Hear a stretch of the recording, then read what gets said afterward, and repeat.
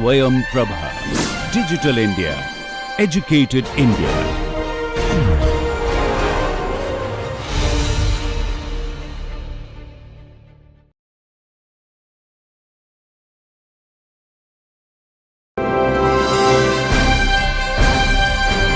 Swayam Prabha. Digital India. Educated India.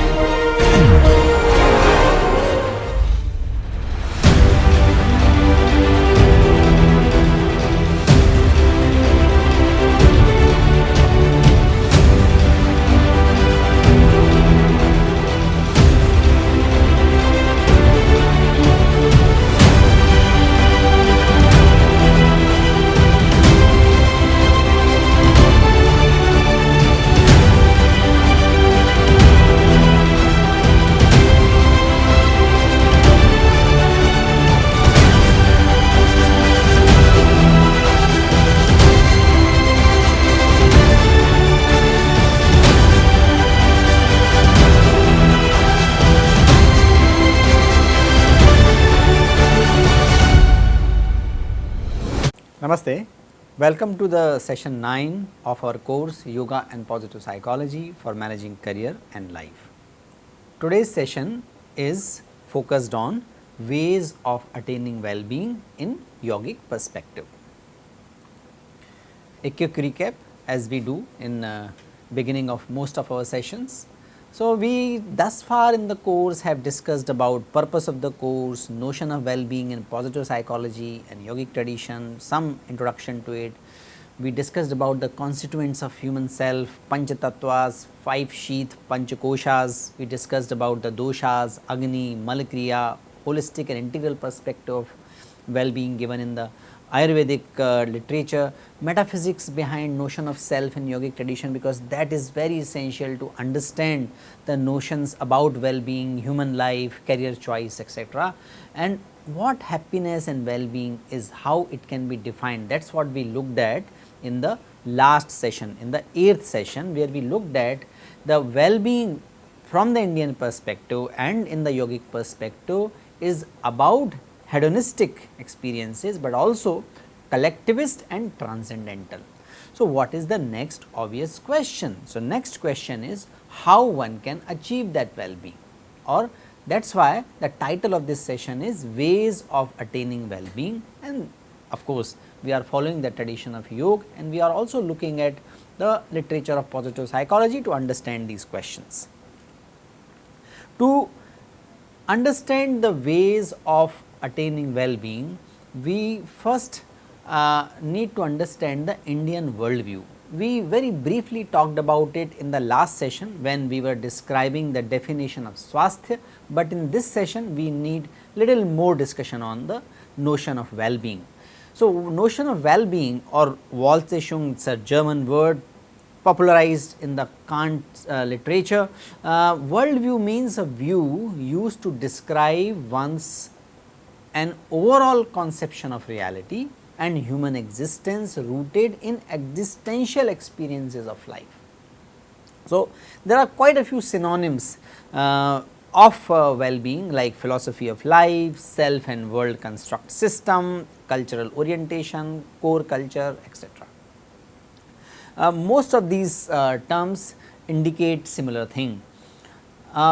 What definition we are referring in this session is given by Kluckhorn and Strodback. More detail of the Indian worldview can be found in this book chapter recently published. What Kluckhorn and her colleagues have identified, that there are certain values based on which we can understand the worldview of any culture. So, one, what is relationship between humanity and its natural environment? The relationship, whether it is defined in terms of getting mastery over environment, submission over environment, or harmony over environment. By the way, Indian perspective and yogic perspective not only talks about the harmony, it certainly does not talk about the mastery and submission, it talks about transcending the natural boundaries of the human self.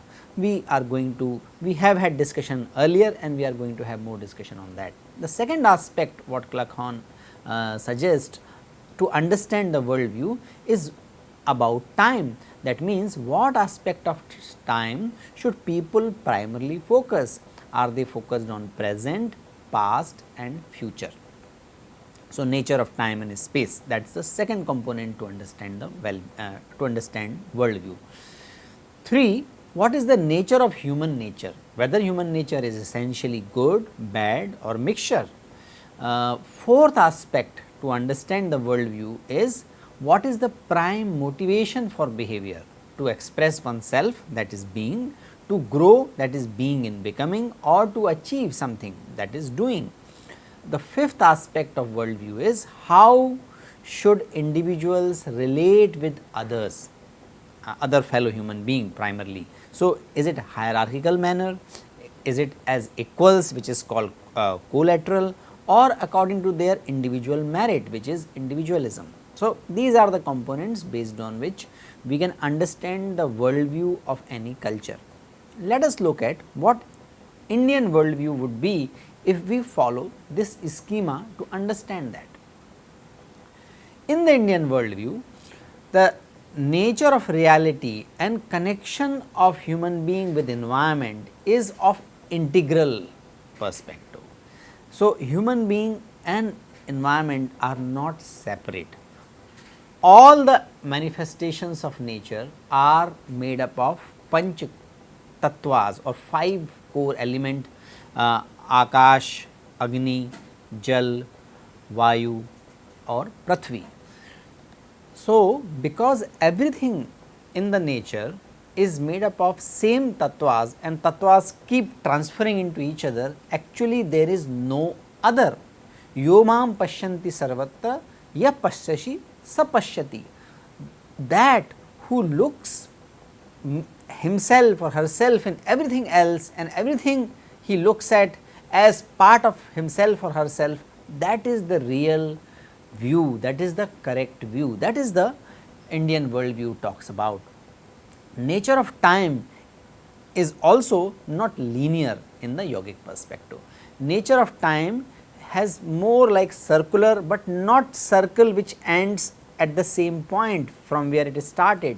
It is the spiral. So, every time nature goes through one stage over other. So, all 4 types of yugas occur, all different similar tithis occur, but according to the manvantaras, according to the different cycles, there is some change in the human consciousness and as such the manifestation of the consciousness. So, a spiral view of time is prescribed, is held in the Indian worldview.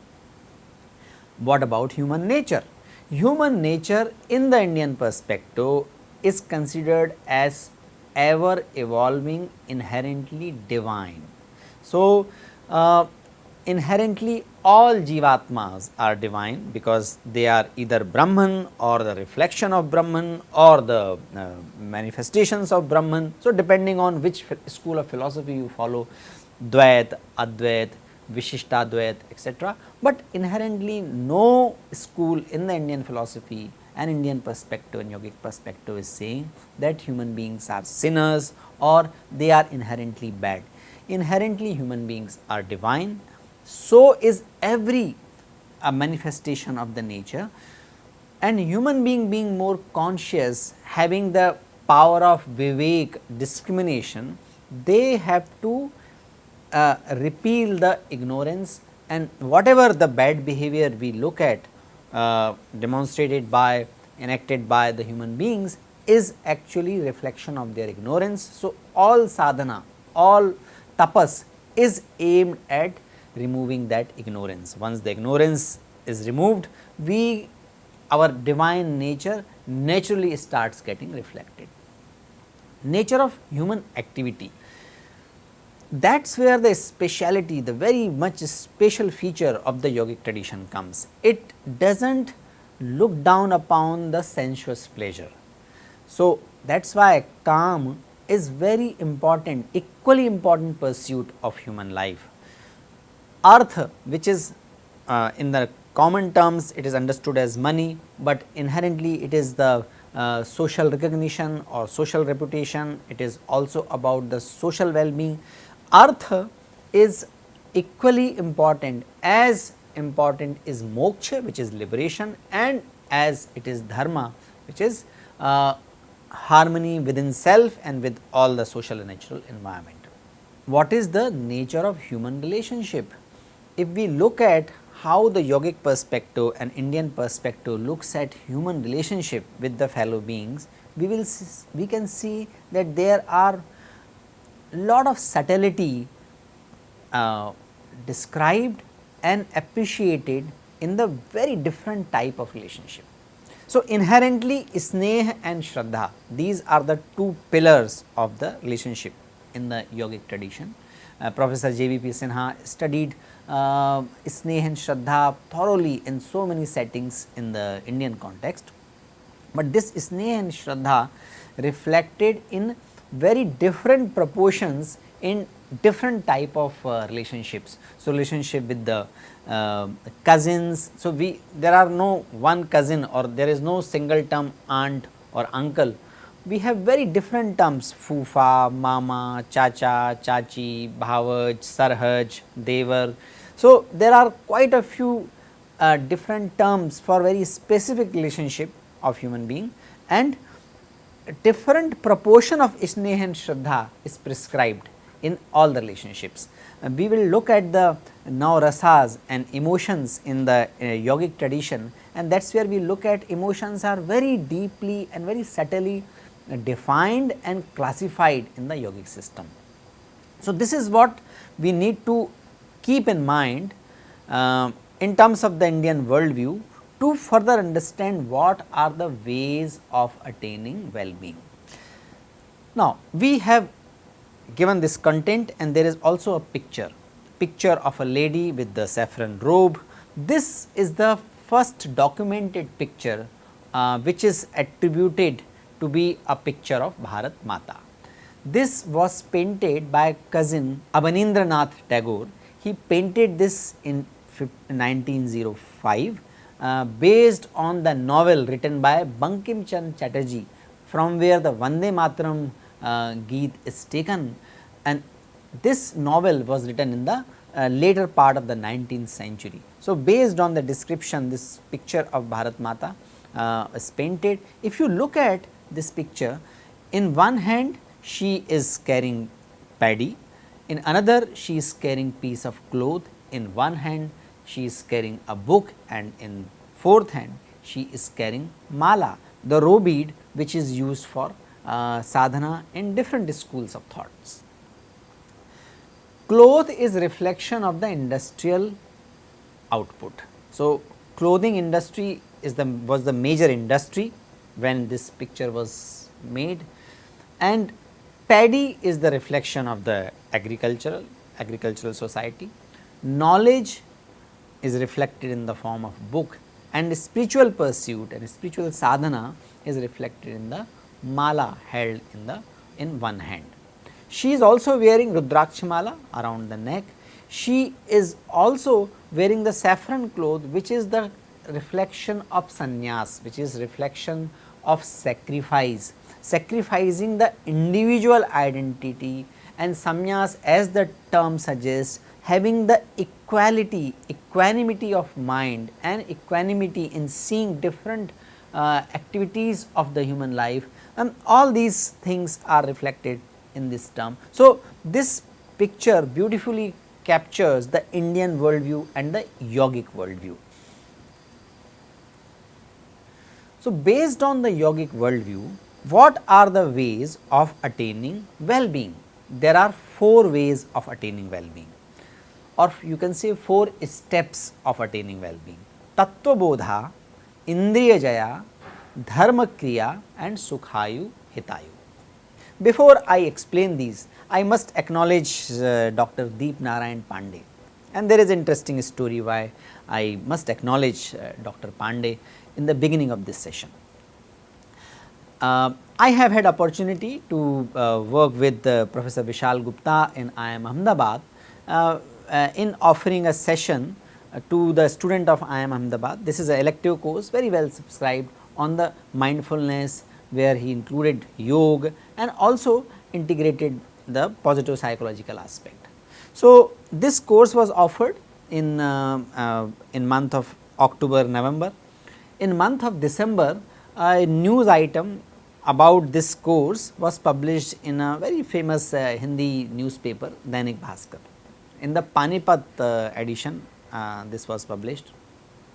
And in Rajasthan, Dr. Deep Narayan Pandey is posted as the chief conservator. He is the department head of the Department of Forestry in Rajasthan. So, he read this news and he read name of mine also in that news item along with Professor Vishal Gupta. He searched my number, contacted me and shared that in his family probably few generations have dedicated themselves for the study and spread of Ayurveda and Yoga. His father was a great scholar and he learned most of his knowledge about the Ayurveda and Yoga from his father, and he moved on to be a forest officer in his career, but he continued to study in this area. And in the phone call he said that Dr. Pandey, I am very happy to see that this kind of course is being offered in IIM Ahmedabad. I am a student of Ayurveda and I have also written quite a few things, quite a few articles in the newspapers in the different aspect of Ayurveda related to well-being and happiness. And if you do not mind, I will be happy to share that. I said this will be so wonderful, so nice of you, and I accepted all the content he shared with me with a lot of gratitude. So, this lecture draws very heavily from the content I received from Dr. Deep Narayan Pandey. So, these 4 elements or 4 ways of achieving well-being in the human life starts with Tattva Bodh, means knowledge. Tattva, and this knowledge is not information. Tattva means knowing something essentials or knowing essentials of some aspect of life. So, that is the Tattva Bodh. Bodh is realization, Tattva is the essence. So, in the Charak literature, in Ayurvedic literature, it is said that Tattvava Bodho Harshanam Utkrashtatamam. Tattva Bodh is the Utkrashta, very highly important thing for Harsha, for Prasannata, for happiness. Second element is Indriya Jaya. What Ayurvedic literature says that Indriya Jayo Nandananam Utkrashtatamam. To remain inherently happy, Indriya Jaya, control on the senses, is very, very good, Utkrashta, of very good quality. Third is Dharma Kriya. Dharma Kriya Harsha Nimitta Mukta. Dharma Kriya or working according to Dharma, not religion but Dharma. We have explained this notion earlier as well. It is about inherent internal and external harmony. Operating from that space gives happiness. And fourth is Sukhayu Hitayu. Opposite of that is Dukhayu, Dukhayu or Ahitayu. What a yogic tradition prescribes and Ayurvedic tradition explains beautifully is that Sukhayu means life of happiness is also Hitayu, means life of benevolence. No one can attain a happy life without crafting, without attaining, without practicing benevolent life. And if we look at these things closely, actually one factor leads to another one. So, until someone has Tattva Bodh, he or she cannot have Indriya Jaya. Until someone has knowledge, deep knowledge, they cannot control their senses. When senses are under control, then only we can do whatever is right according to dharma. And when we enact according to dharma, our life becomes hitayu, which naturally result into sukhayu. Hitayu, again hit means benevolence, care, and sukha means happiness, ayu meaning life. So, a caring life and a benevolent life result into happy life. So, these four elements are connected. Now, we will look at each of these elements in details, or each of the ways of attaining happiness in detail. Tattva bodh. So, when we say bodh means to know intrinsically, tattva which is essence of anything, in the Indian tradition and in yogic tradition we say that knowledge is not only about logical cognition, it takes place at least the 4 levels or the 5 levels. In the Panchakosha we looked at Annamaya Kosh, Manomaya Kosh, Pranamaya Kosh, Vijnanamaya Kosh and Anandamaya Kosh. Cognition takes place at all 4 levels, then only Anand occurs. I am not following that typology here, because that is primarily given for the Brahma Vidya. For the normal Vidya and normal education, Sri Aurobindo, the great yogi of the modern ages, he has given the typology or the different layers of self, and he calls these layers as physical, vital, mental and supramental.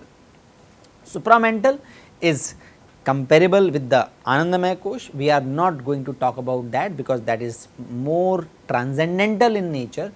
If we look at the physical, vital and mental, which constitute most of our day to day experience, knowledge must be understood in the context of, in light of, at the level of physical, vital and mental aspects of human self.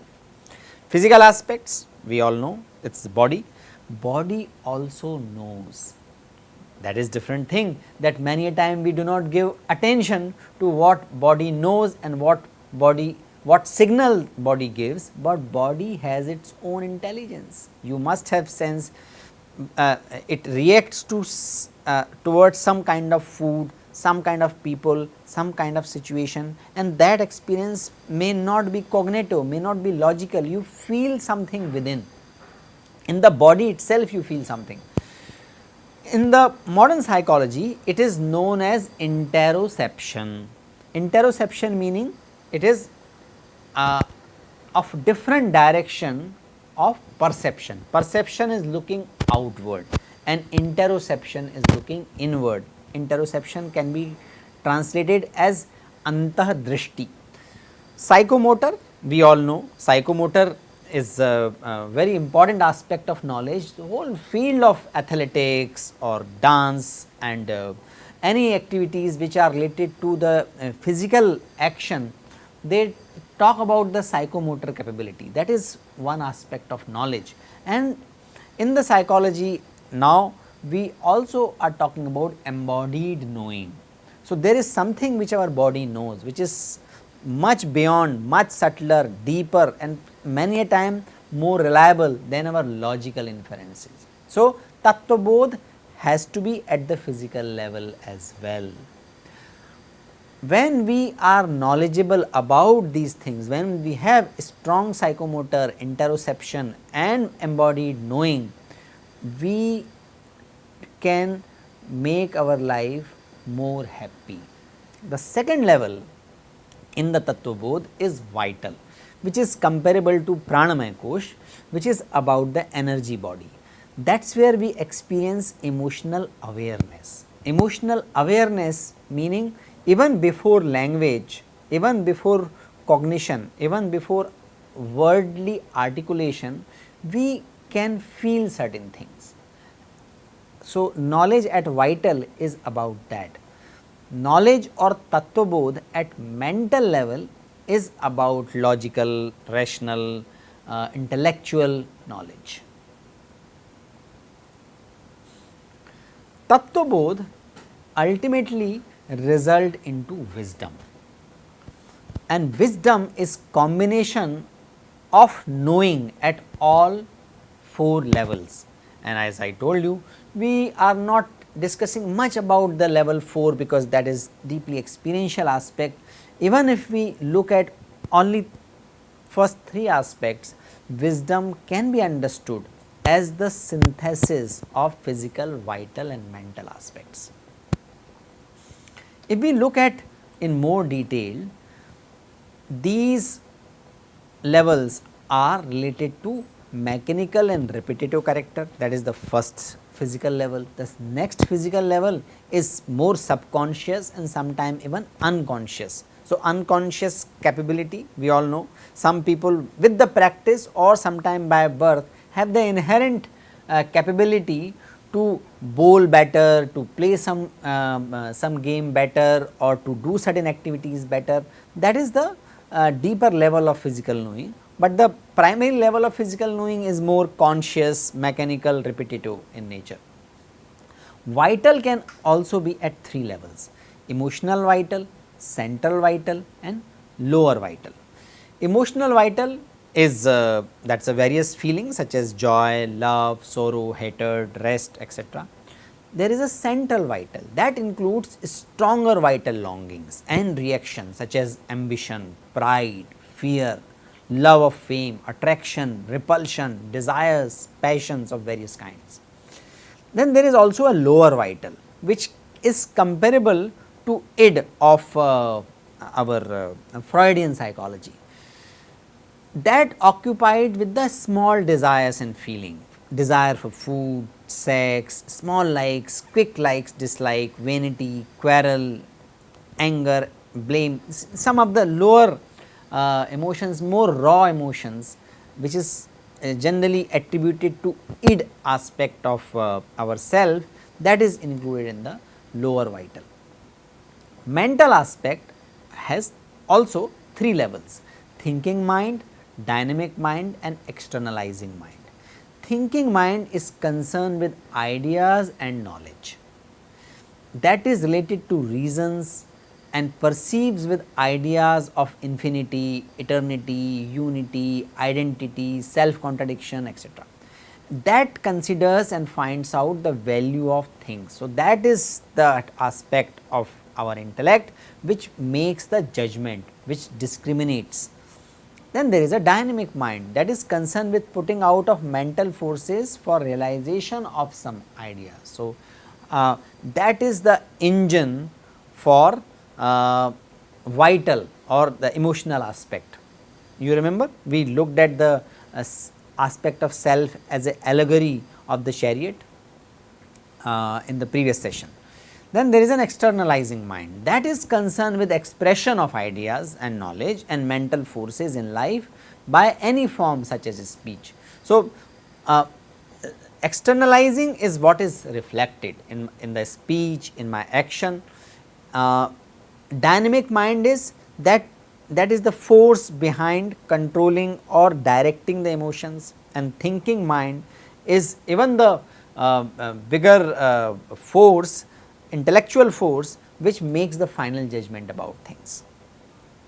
Tattvabodh at physical level can be called interoception or psychomotor knowledge. Tattvabodh at vital level is about emotional awareness. Tattvabodh at mental level is about knowledge, which what we consider, we call knowledge, which is intellectual, rational, logical, result of comparison, synthesis, evaluation. Bloom's taxonomy talks about the cognitive levels, that is primarily related to the mental level, and Tattvabodh at integral level is called wisdom or pragya. Pragya can be also of a different order, higher order, which is called Ritambhara pragya. Ritambhara pragya is the constituted of the word Rita, which holds the Rit, that kind of wisdom. And what is Rit? Rit is the universal order. When person becomes wise to the level, he or she can experience and understand the universal order and choose his or her action which are in line with the universal order, that person is supposed to have that faculty called Ritambhara Pragya. So, there are different levels of wisdom as well as there are different levels of knowledge. So, wisdom also has a different levels as there are different levels of joy. Joy we discussed in the last session as described in the Anandavalli Tattri Upanishad, different levels of joy. You might remember the 1 degree of joy of the very youthful, all capable human being is if taken as 1 unit, then 100 units of this 100 times of this unit constitute 1 unit of joy of Manav Gandharv, and then the Deva Gandharv, Pitra, etc., etc., at different levels of joy. So, wisdom also is considered to be of different levels of possibility, but is inherently wisdom is about integration of physical, vital and mental aspect of self. And the journal of American Medical Association, the very famous journal JAMA and the JAMA Psychiatry journal, it talks about 6 aspects of wisdom. So, there is a well developed wisdom literature in the psychology and neurobiology and neuropsychology streams, and they talk about 6 things: self reflection, emotional regulation, pro-social behavior such as empathy and compassion, decisiveness, spirituality, acceptance of uncertainty as the 6 aspects or 6 factors of wisdom. Now, this is a very famous review, you can go through this. This paper talks about different interventions done for enhancing the wisdom, and then they have found that there are interventions available at emotional regulation, pro-social behavior and I think decisiveness, but there are lack of studies on the interventions which aim at enhancing self reflection, spirituality, acceptance of uncertainty, etc. So, the modern literature of wisdom is falling very parallel to Tattva Bodha. That is what I wish to convey. Let us look at how knowledge, what we consider knowledge today, and wisdom, how they affect happiness. So, there are studies which have looked at impact of education on happiness and life satisfaction, and these studies tell, one of them is quoted here, education leads to happiness, but not degrees. So, degrees are not the positively correlated or regress very well with the happiness, no. It result into happiness for some non-economic reasons. And what are those non-economic reasons? Non-economic reasons is we become, if education makes us more self-aware, if education makes us more logical, if it makes us more skillful, if it helps us in being more innovative, if it builds our self-confidence, which is result of knowing something better, then only education result into happiness. Otherwise, mere education which is not resulting into skill, innovation, self-awareness, self-confidence, that kind of education which is not leading to these factors does not lead to happiness.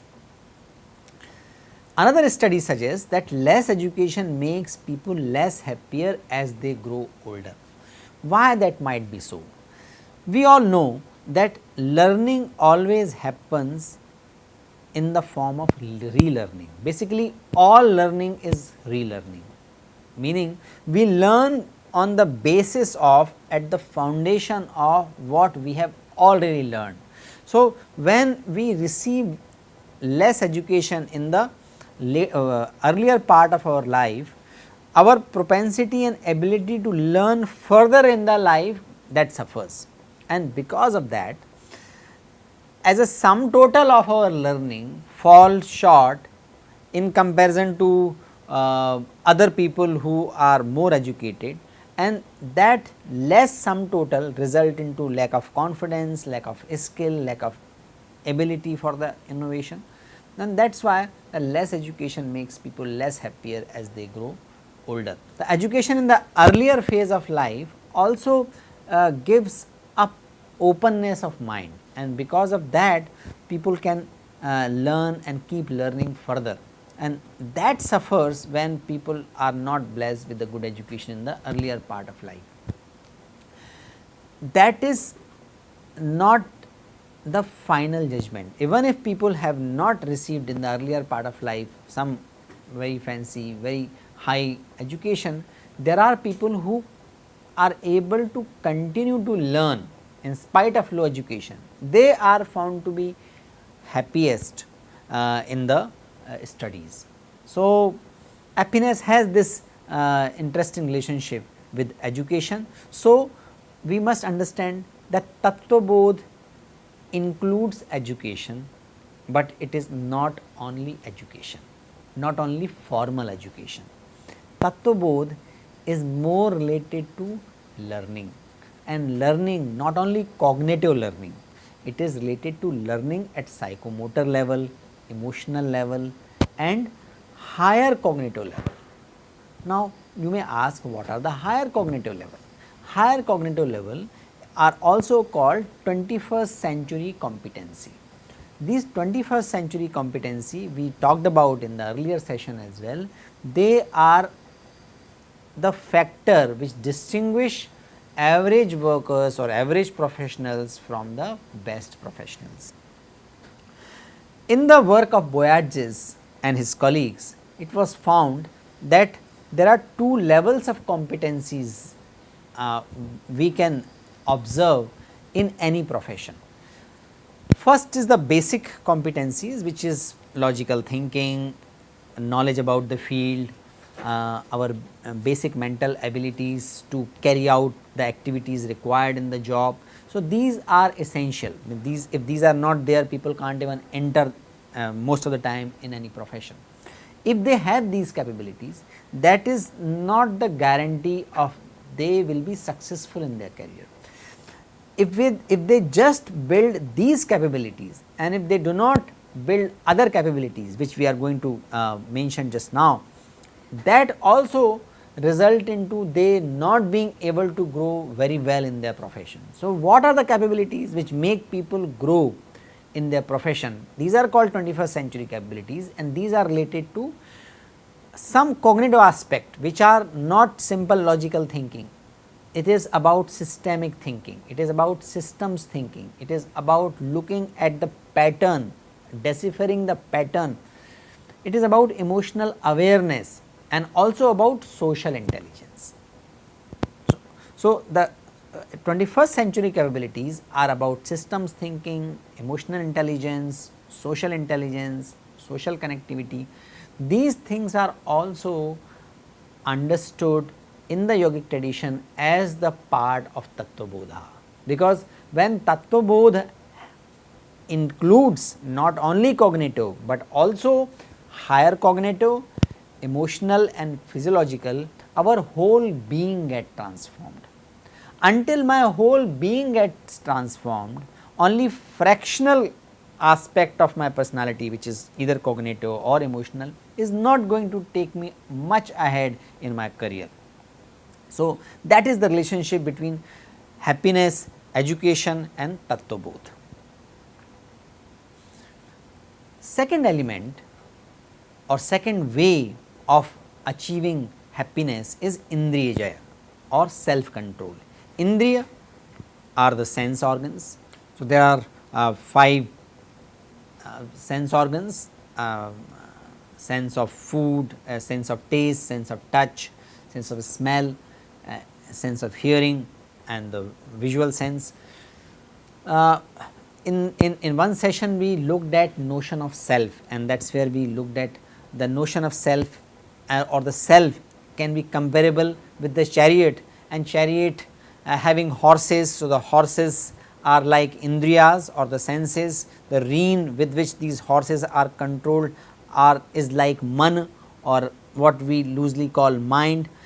Intellect is the one who holds man. So, intellect or buddhi is the one which holds the rein, and rein is man, and Atman is the owner, the observer of the movement of this chariot and also gives the broader direction. this is the allegory given in the Kathopanishad, we have already discussed this. Indriya Jaya can be understood with this allegory. When man is strong, then only it can control senses, but when buddhi is strong, then only it can control man. When buddhi and man are strong and then they give right direction to the horses or to indriyas or to the senses, then Atma, the human self, evolves to the higher level. Then only transcendence can happen. Transcendence in the psychological sense can be understood as identifying with the lower self or having a limited identity, or identifying at the broader level, identifying with the universe, identifying with the community, identifying with the nature. All that can happen only when buddhi and man are properly holding or controlling and directing horses or indriyas. One term used in the yogic tradition as well as in the Ayurvedic tradition is called Sattvavajaya. Sattvavajaya is the psychophysical exercise designed to achieve a regulatory mechanism over human psyche in dealing with environmental stressors and subduing and balancing emotional stresses. So, this Sattvavajaya is studied by Raval in connection to the insomnia. There are many people who are not able to sleep properly. The cure of insomnia draws and has drawn insights, and as it is reported by many physicians and it is captured in this paper of Raval, from the notion of Sattvavajaya or Indriya Jaya.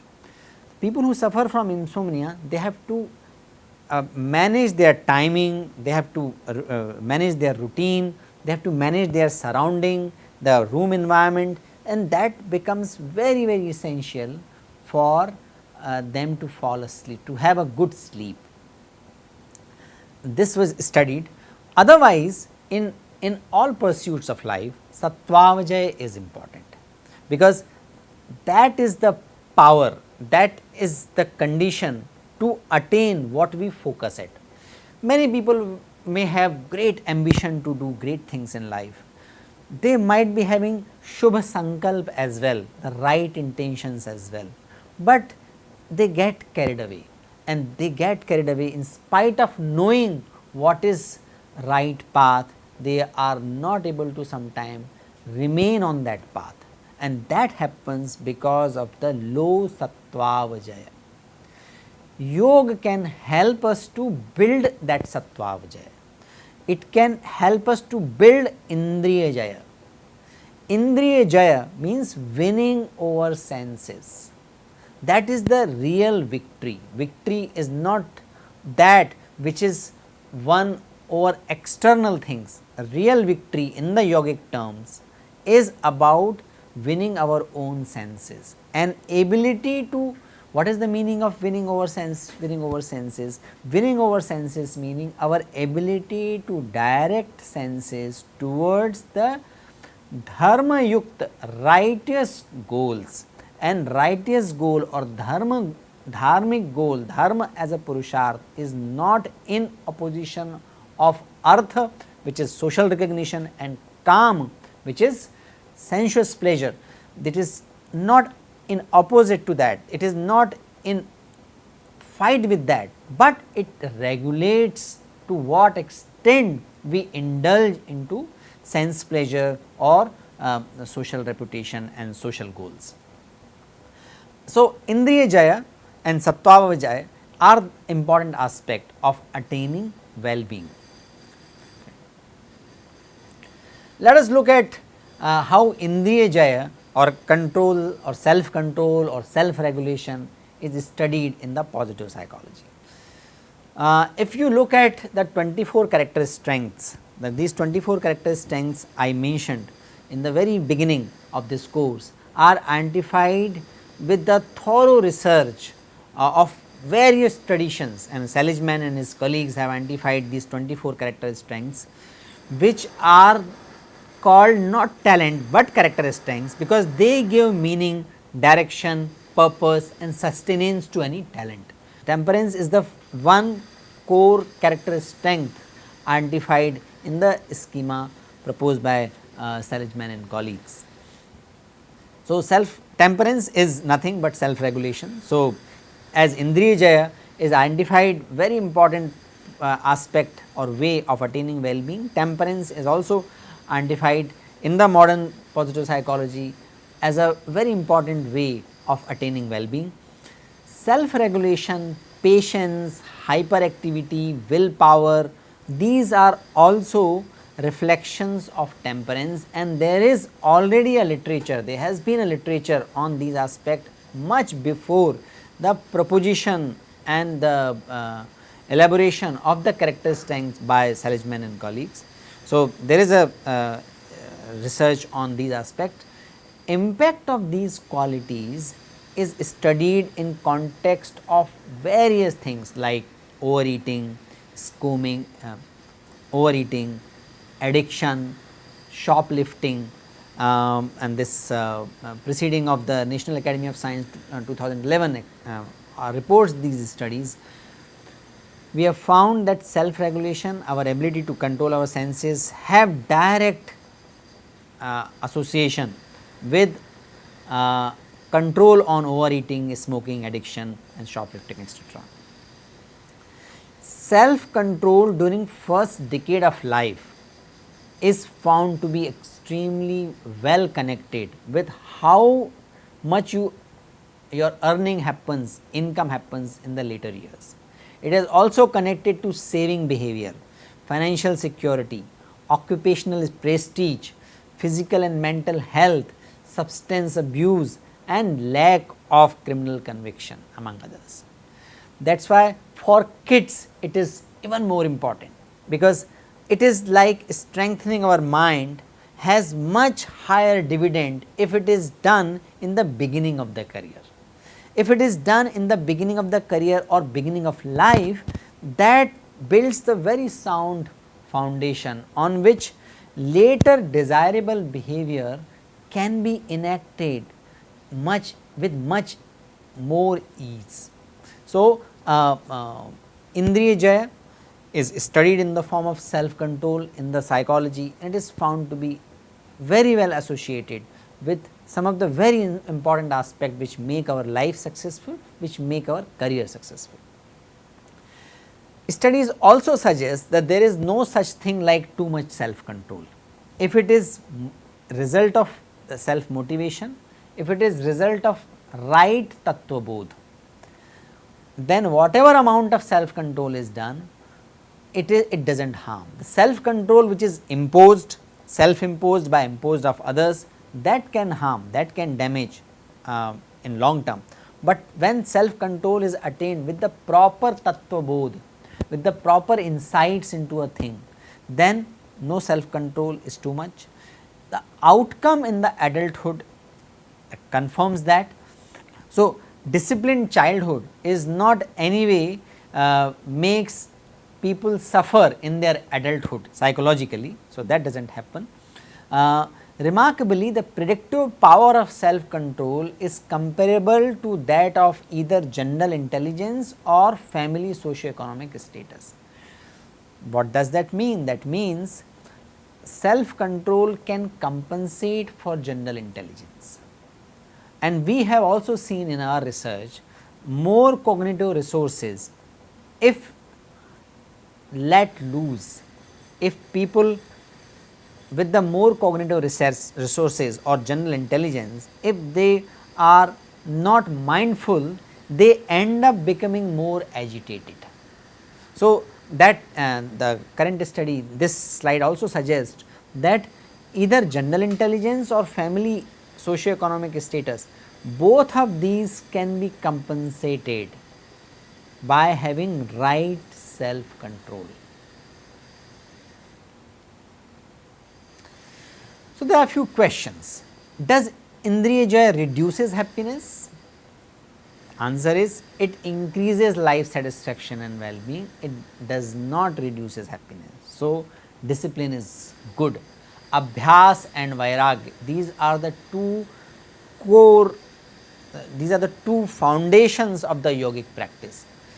We should not think about attaining well-being in life if we are not ready and if we do not practice Abhyas and Vairagya, if we do not practice self-control, we should not hope for the well-being in the long run. What yogic tradition says about reasons behind lack of Indriya Jaya? That means many times people know that what is the right behavior, but still they indulge into the wrong behavior. This is called Duryodhan syndrome. Duryodhan syndrome, many of you must have heard that when he was asked why you do what you are doing, the answer of Duryodhan, the character in the Mahabharata who was the head of the Kauravas and who did not give their rightful share in the property to the Pandavas, their cousins, and then the war of Mahabharata took place and all that destruction happened. Eventually Duryodhan was defeated. So Duryodhan was in the earlier in the text, he is asked, why do you do what you are doing? This is clearly not right.